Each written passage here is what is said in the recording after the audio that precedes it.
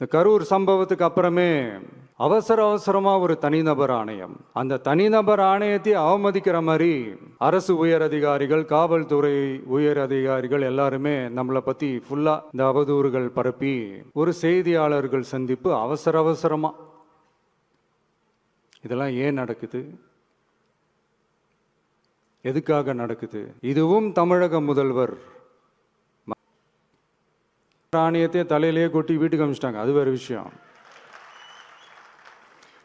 இப்படிலாம் கேள்வி கேட்ட உடனே ஏதாவது பதில் சொல்லி ஆகணும்ல. அதனால சட்டமன்றத்தில் பேசும்போது உண்மை நிலையை தெளிவுபடுத்தத்தான் அப்படின்னு ஏதோ இந்த சட்ட ரீதியாகவும் சத்தியத்திற்காகவும் நடந்தது போல ஏதோ சாமர்த்தியமாக பேசுறதா நினச்சி பேசியிருக்காங்க.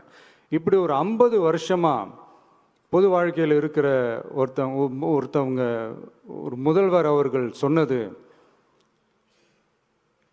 எவ்வளவு பெரிய ஒரு வடிகட்டின பொய், சப்பை கட்டுன்னு நான் சொல்லலை, உச்ச நீதிமன்றம் சொல்லியிருக்கிறாங்க.